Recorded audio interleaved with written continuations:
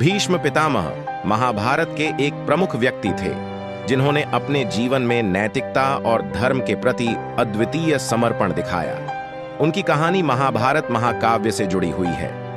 भीष्म पितामह का असली नाम देवव्रत था। उन्होंने राजा शांतनु और रानी गंगा के पुत्र के रूप में जन्म लिया था।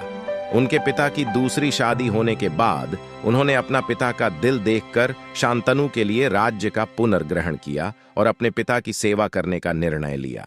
इसके बाद से उन्हें भीष्म यानी व्रतबद्ध के रूप में जाना गया। भीष्म पितामह ने अपने जीवन के पूरे समय धर्म के मार्ग पर चलने का प्रतिबद्ध रहा। उन्होंने अपने ब्रह्मचार्य के दिनों से ही अपने पिता के राज्य की सेवा करना शुरू किया और धर्म के लिए नियमित तपस्या और आराधना की।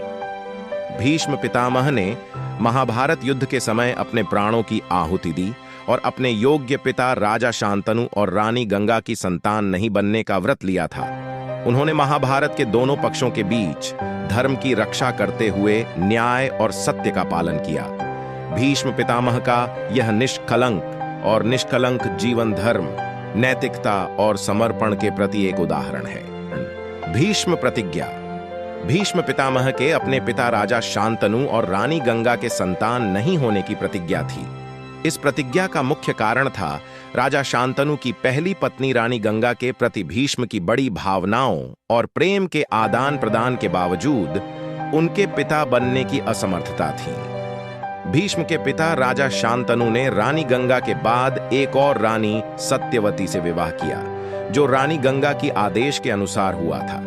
रानी सत्यवती के संतान को राजा की गद्दी पर बैठाने के लिए भीष्म ने उनसे प्रतिज्ञा ली कि वह स्वयं का वंश नहीं, आगे बढ़ाएंगे और राज्य के लिए योग्य उत्तराधिकारी का चयन करेंगे। यह प्रतिज्ञा भीष्म का वचन था और उन्होंने इसे अनुसरण किया ताकि राजा के बिना संतान के राज्य में कोई विवाद ना हो और समाज में विशेषता बनाए रहे।